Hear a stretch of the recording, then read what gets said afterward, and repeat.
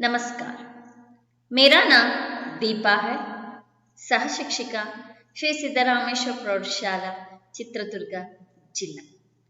मैं आज 8वीं कक्षा के बच्चों के लिए एक पाठ करने जा रही हूँ। उसका नाम है जीवन धात्री वर्षा। तो आइए, वर्षा इसका अर्थ है मಳೆ।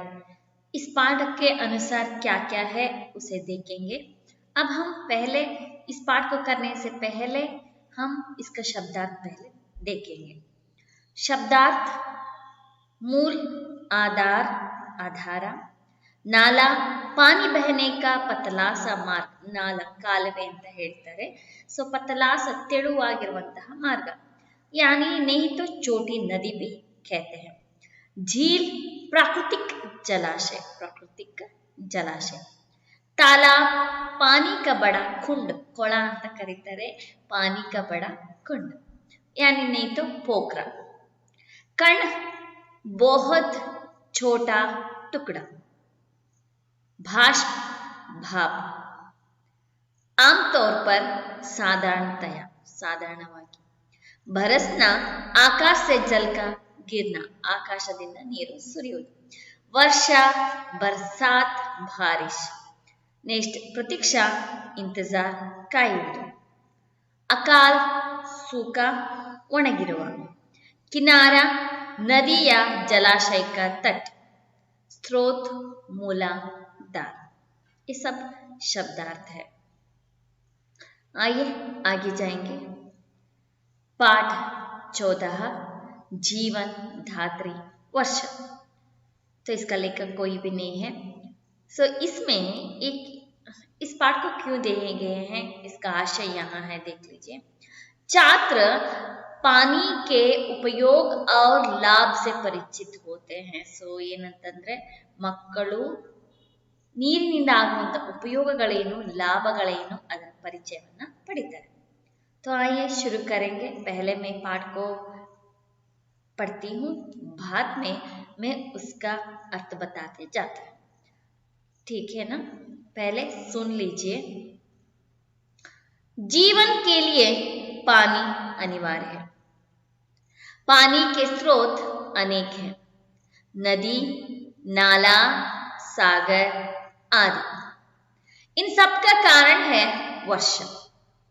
समुद्र, झील, तालाब और नदियों का पानी सूरज की गर्मी से बाष्प बनकर ऊपर उठता है।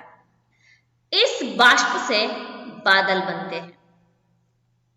ये बादल जब ठंडी हवा से टकराते हैं तो इनमें रहने वाले बाष्प के कण पानी की बूंदें बन जाते हैं। बूंदों वाले बादल भारी होकर जब धरती की आकर्षण शक्ति से खींचे जाते हैं तब वर्षा के रूप में बरस जाते हैं। इस प्रकार धरती से बादल और बादल से धरती तक बाष्प की यात्रा बहुत रोचक है। तो यहाँ पर पहले अंश में क्या दिए गए हैं, जीवन के लिए पानी तो अनिवार्य है। इसका मूल कौन कौन से है, कहाँ से हम पानी को ले सकते हैं, वो नदी, नाला, सागर है। तो ये नदी, नाला, सागर में कैसे पानी आता है, वर्षा के कारण आता है। और समुद्र, झील, तालाब और नदियों का पानी सूरज की गर्मी से बाष्प बनकर तो ऊपर उठता है। इसे बाष्प से बादल बनते हैं। यहाँ पर देखिए, बाष्प से यहाँ बाष्प से बादल बनते हैं। उसके बाद ये बादल जब ठंडी हवा टकराते हैं तो इनमें रहने वाले बाष्प का कण बूंदे बन जाते हैं और बादल भारी होकर जब धरती की आकर्षण शक्ति से खींचे जाए तो तब वर्षा बरस जाता है। सो यहाँ पर चित्र पर दिखाए गए हैं, देख लीजिए। सो वहाँ किस तरह से पानी बरस रहा है और यहाँ से बाष्प बनकर ऊपर उठता है, वहाँ बादल बनता है और वो बादल ठंडी हवा से टकराने के बाद वो वर्षा होकर नीचे गिरता है। बाद में एशिया में यूरोप की तरह 12 महीना वर्षा नहीं होती। एशिया में यूरोप में 12 महीना में वर्षा होती है। मानसूनी हवाएं वर्षा लाती है। सर्दी गर्मी की ऋतुओं में वर्षा आमतौर पर कम होती है। आइए आगे देखेंगे। इसलिए लोग वर्षा ऋतु की प्रतीक्षा करते हैं। अगर वर्षा नहीं होती तो अकाल पड़ता है, खेत सूख जाते हैं और गाय बैल आदि मरने लगते हैं। तो यहाँ पर सब कुछ सूख जाने का चित्र दिया गया है। जब बहुत इसे क्या कहते हैं, इसलिए वर्षा, अगर वर्षा नहीं होती तो इसे क्या कहते हैं, अकाल कहते हैं। जब बहुत ज्यादा वर्षा होती है तो नदियां अपने किनारों को तोड़कर बहने लगती है। इसको बाढ़ कहते हैं। क्या कहते हैं, बाढ़। जब बहुत ज्यादा वर्षा होती है तो नदियां अपने किनारों को तोड़कर बहने लगती हैं। उसे क्या कहते हैं, बाढ़ कहते हैं। वर्षा का जल साफ और शुद्ध जल का सबसे अच्छा स्रोत है। सो ये क्या है कि सबसे शुद्ध जल सबसे अच्छा स्रोत है। आगे देख लीजिए। वर्षा किसानों के लिए वरदान है। वह कभी लोगों के लिए पीने का पानी का मूल साधन है। संसार के सभी जीव जंतुओं के लिए पानी अत्यंत आवश्यक है।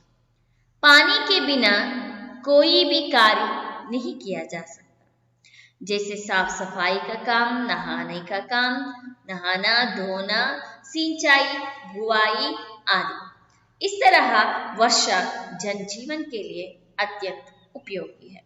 तो यहाँ पर देख सकते हैं कि किसान किस तरह अपने काम में तल्लीन हुआ है।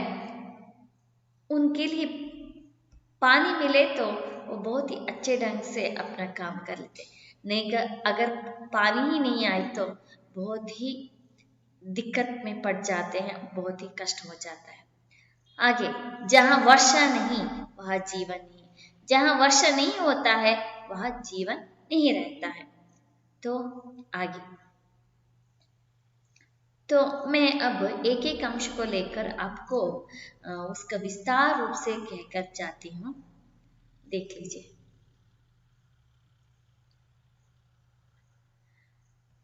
नेचुरल सोर्स ऑफ वाटर, यहाँ पर कहाँ कहाँ से पानी आता है। Oceans, rivers, ponds, lakes, streams. जीवन के लिए पानी अनिवार्य है। सो जीवन के लिए अगर हमें पीने का पानी नहीं पिए तो हम जीना ही मुश्किल हो जाता है। तो इसलिए जीवन के लिए पानी अनिवार्य है। पानी के स्रोत अनेक हैं। पानी कहाँ कहाँ पर मिलता है, उसका स्रोत तो बहुत ही जगह पर मिलता है। नदी में मिलता है, नाले में मिलता है और सागर यहाँ पर मिलता है। इन सब का कारण है वर्षा। इन सब का कारण है क्या है, यहाँ है, देख लीजिए, वर्षा। यहाँ पर ये सब पानी के मूल है, मगर इसके मूल पानी भर्ती होने के कारण कौन है, वर्षा ही है। आगे आगे देखेंगे। समुद्र, झील, तालाब और नदियों का पानी सूरज की गर्मी से भाप बनकर ऊपर उठता है। इस बाष्प से बादल बनते हैं। तो आप पूछ सकते हैं कि बादल कैसे बनते हैं। आप यहाँ पर जल चक्र को देख लीजिए। समुद्र, झील, तालाब और नदियों का पानी, ये नदियों का पानी कहाँ जाता है, यहाँ पर सूर्य का किरण, सूरज की गर्मी से बाष्प बन, सूर्य का गर्मी यहाँ पर बढ़ता है, यहाँ से पानी क्या है, बाष्प बनकर यहाँ पर ऊपर उठता है। इस बाष्प से बादल बनते हैं। यहाँ पर बादल होने के बाद इस बादल से बादल बनते हैं। आगे देख लीजिए। ये बादल जब ठंडी हवा से टकराते हैं, तो जब यहाँ पर बादल है ना, ये ठंडी हवा उसे टकराते हैं तो इनमें रहने वाले बाष्प के कण पानी की बूंदें बन जाते हैं। तब ठंडी हवा से टकराने के बाद वहाँ बाष्प के कण पानी के बूंदे बन जाते हैं, तब वर्षा के रूप में बरस जाते हैं। तब क्या है, वर्षा के रूप में, पानी के रूप में बरसते हैं। इस प्रकार धरती से बादल, इस तरह धरती से बादल और बादल से धरती और बादल से धरती तक बाष्प की यात्रा बहुत रोचक है। यानी इसी तरह बाष्प की यात्रा बहुत ही रोचक रूप से रहता है। आगे देखेंगे। हाँ, एशिया में यूरोप की तरह 12 महीने वर्षा नहीं होती। तो यहाँ पर यूरोप का चित्र यहाँ है, आप देख लीजिए। सो यूरोप में 12 महीना वर्षा होती रहती है, मगर हमारे एशिया खंड में 12 महीना वर्षा नहीं होती है। मानसूनी हवाएं वर्षा लाती है। वह वर्षा कैसे आती है, मानसूनी हवा से वर्षा आती है। सर्दी गर्मी की ऋतुओं में आमतौर पर कम होती है। सर्दी गर्मी, सर्दी का अर्थ है ಚಳಿಗಾಲ, गर्मी की का अर्थ है ಬೇಸಿಗೆ ಕಾಲ। ಈ ಋತುಗಳಲ್ಲಿ ಆಮ್ತೌರ್ ಪರ್ ಕಮ್ ಹೋತಿ है, ಏನಂದ್ರೆ ಈ ಸಮಯಗಳಲ್ಲಿ ಮಳೆ ಬರೋದಿಲ್ಲ, ಅತಿ ಹೆಚ್ಚಾಗಿ ಬರುತ್ತೆ, ಬಂದ್ರೂ ಕೂಡ 1-2 ಸತಿ, ಆದ್ರೆ ಆ ರೀತಿಯಾಗಿ ಇರೋದಿಲ್ಲ। इसलिए लोग वर्षा ऋतु की प्रतीक्षा करते हैं। इसलिए लोग क्या करते हैं, वर्षा ऋतु की प्रतीक्षा करते हैं। तो यहाँ पर वर्षा आ रहा है, फिर भी लोग चलते दिखाई पड़ते हैं। आगे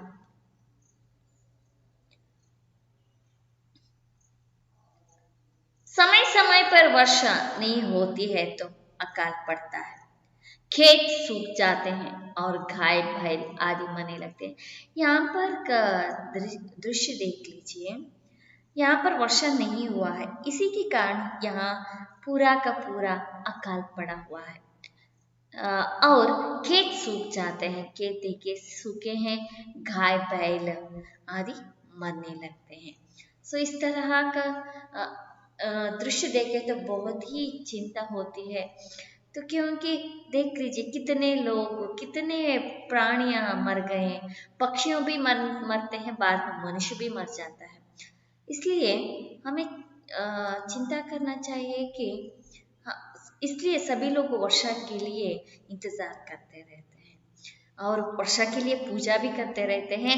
अगर ज्यादा वर्षा होती है तो भी पूजा करते हैं और वर्षा आने के लिए भी पूजा करते रहते हैं।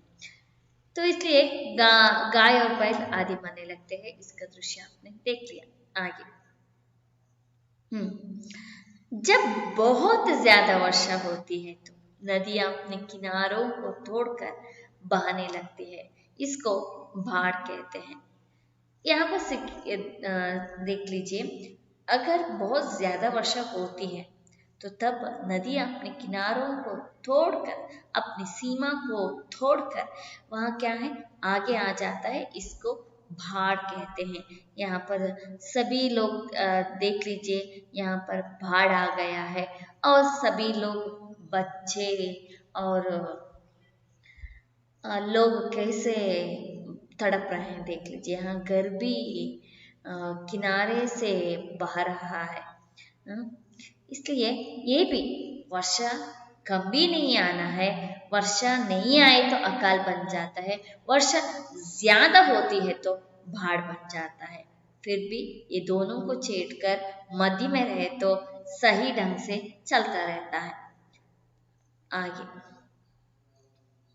वर्षा का जल शुद्ध जल का सबसे अच्छा स्रोत है। यहाँ पर सुन लीजिए, वर्षा का जल है ना, वो शुद्ध जल है, क्योंकि आकाश से नीचे उतरता है। आकाश में कोई अशुद्ध करने वाला कोई व्यक्ति नहीं रहता, तो इसलिए वहां से आकाश से शुद्ध जल आता है। इसलिए शुद्ध जल का सबसे अच्छा स्रोत ही वर्षा है। वर्षा किसानों के लिए वरदान है। किसानों के लिए क्या है, ये तो वरदान है। वह सभी लोगों के लिए पीने के पानी का मूल साधन है। सो क्या है, वर्षा तो सभी लोगों के लिए पीने के पानी का मूल साधन है। आगे देख लीजिए, संसार के सभी जीव जंतुओं के लिए पानी अत्यंत आवश्यक है।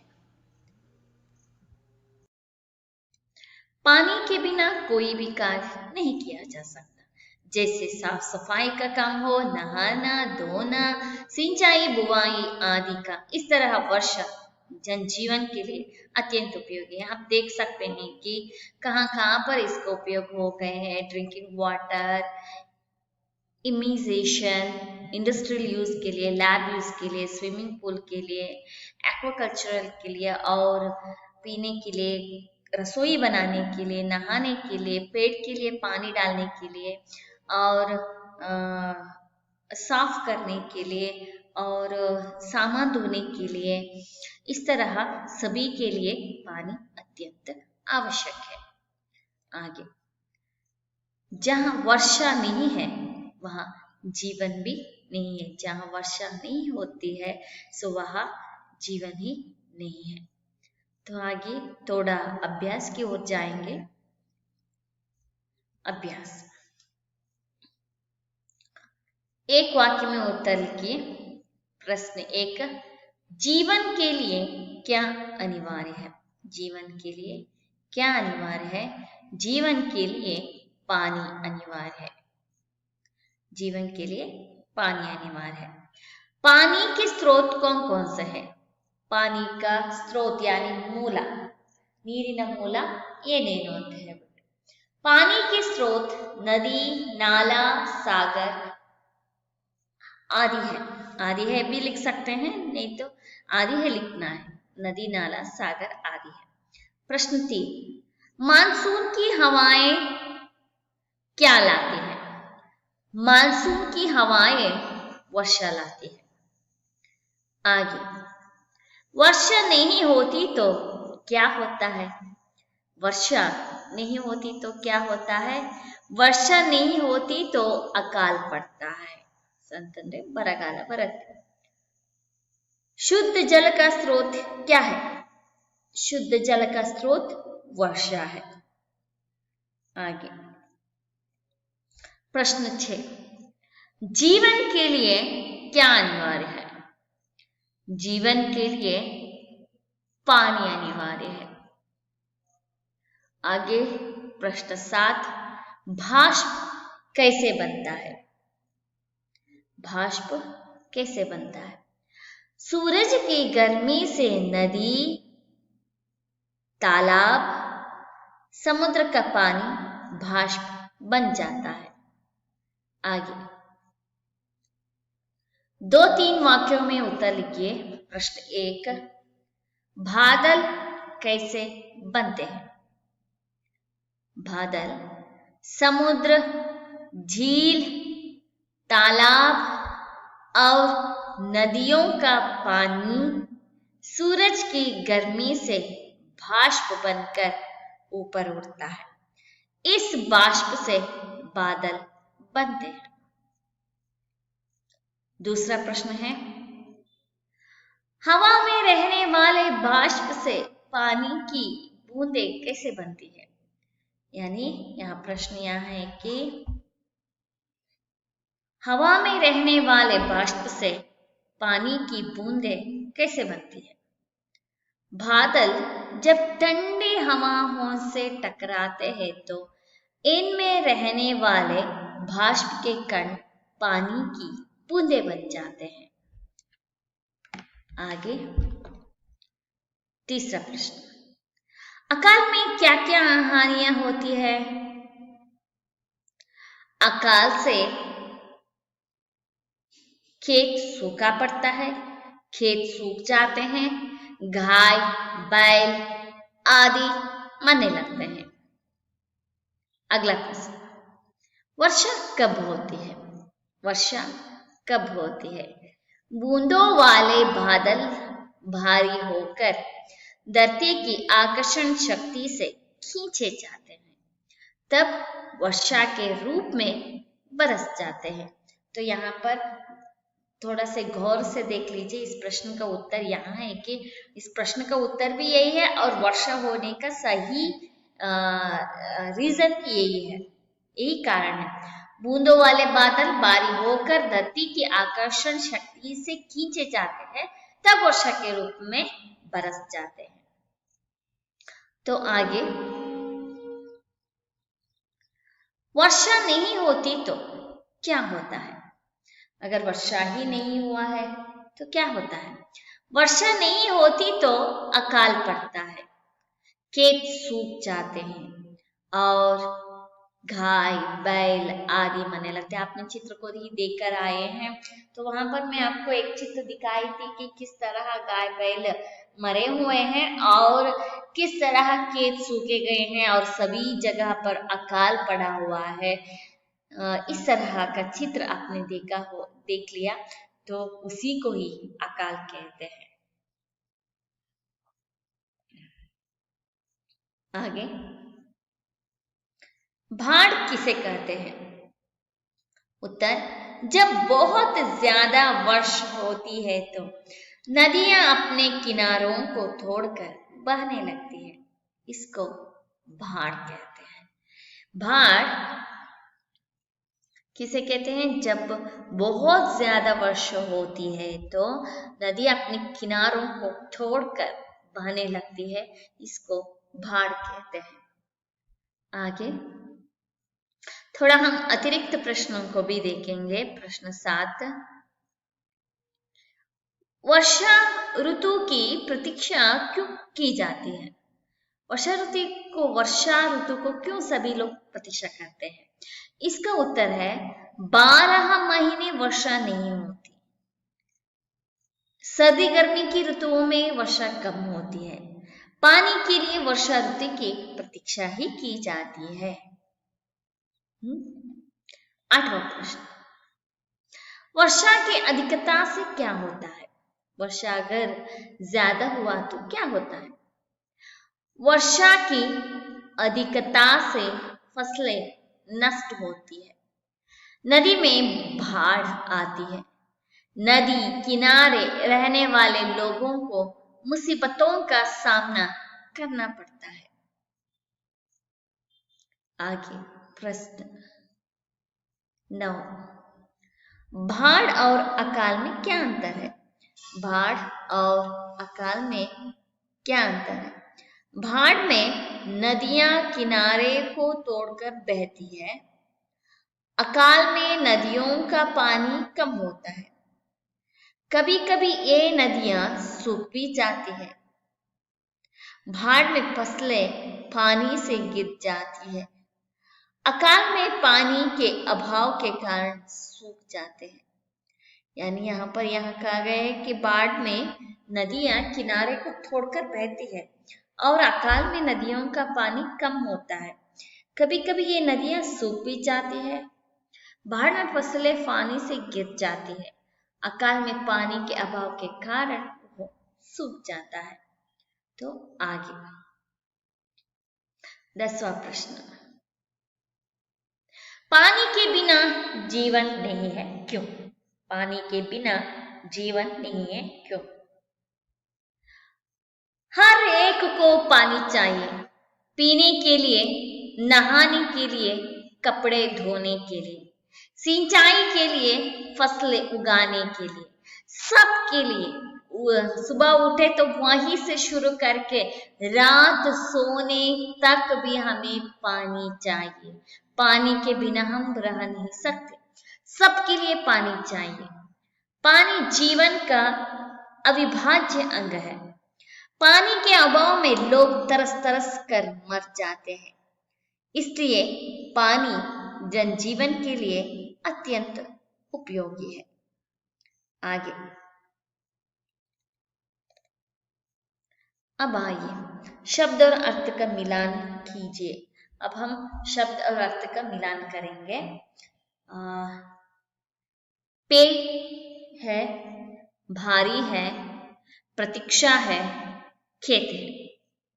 तो यहाँ पर इंतजार, जमीन, वजनदार, पीने की चीज। पे के लिए उत्तर है पीने की चीज है। भारी का अर्थ है वजनदार, वजन, तुम वजन कम करो ऐसे बोलते थे, नहीं तो तुम वजन ज्यादा करो, तो यानी इसका वजनदार का अर्थ समानार्थक शब्द है भारी। और प्रतीक्षा करना, इसका अर्थ है इंतजार करना। अब बाद में खेत के लिए जमीन कहते हैं।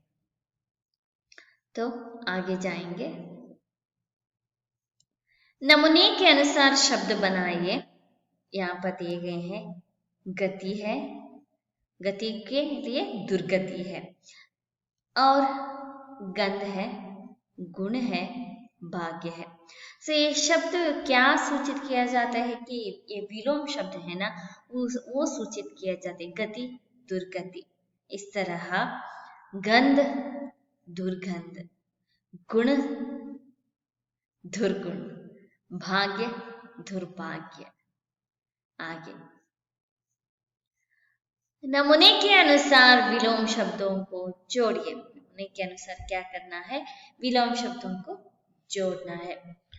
यहाँ पर एक और क्या दिए गए हैं, सूखा है, ऊपर है, अच्छी है, सर्दी है, अंदर है, और यहाँ पर नीचे, गर्मी, गीला, बाहर, बुरी बुरी, इस तरह है। तो यहाँ पर देख लीजिए, इसके लिए उत्तर है सूखा के लिए गीला, गीला सही है। ऊपर के लिए उत्तर नीचे। अच्छी क्या बोला आपने, हाँ बुरी, अच्छी बुरी है। सर्दी गर्मी, सर्दी के लिए क्या है, गर्मी है। अंदर और बाहर, अंदर और बाहर, ये सब विलोम शब्द हुआ। आगे नमूने के अनुसार एक साथ आने वाले शब्दों को लिखिए। एक ही साथ आने वाले शब्दों का हम लिखना है। सो नमूना है नदी, नाला, काना, पशु, पेड़, रोना। ये नदी नाला किस तरह एक साथ आने वाले शब्द है, उसी तरह काना पीना, पशु पक्षी, पेड़ पौधे, रोना हंसना, रोना हंसना, पेड़ पौधे, पशु पक्षी, खाना पीना। तो आगे नमूने के अनुसार प्रेरणार्थक क्रिया रूप लिखिए। प्रेरणार्थक रूप को यहाँ पर लिखना है। सो देख लीजिए, वो जैसे करना, कराना, करवाना। सो प्रथम प्रेरणार्थक रूप कराना होता है और द्वितीय प्रेरणार्थक रूप करवाना। ऐसे ही सोना, सुलाना, सुलवाना, इसी तरह के शब्दों को प्रेरणार्थक क्रिया कहते हैं। सो दूसरों को प्रेरणा देने वाले शब्दों को प्रेरणार्थक क्रिया कहते हैं। खींचना, खिंचाना, सीखना, सिखाना, पीटना, पिटाना, सीना, सिलाना, पीना, पिलाना। वही है उत्तर, यहाँ देख ले, सीखना, सिखाना, पीटना, पिटवाना, सीना, सिलाना, पीना, पिलाना। तो आगे नमूने के अनुसार अन्य वचन रूप लिखिए। नमूना पहाड़, पहाड़, उसी तरह पेड़, शेर, वचन। ये पहाड़ को पहाड़ ही बोलते हैं, पहाड़े, पहाड़ों ऐसे नहीं बोलते। उसी तरह पेड़ के लिए पेड़ ही बोलते हैं, शेर शेर, वचन वचन ही कहते हैं।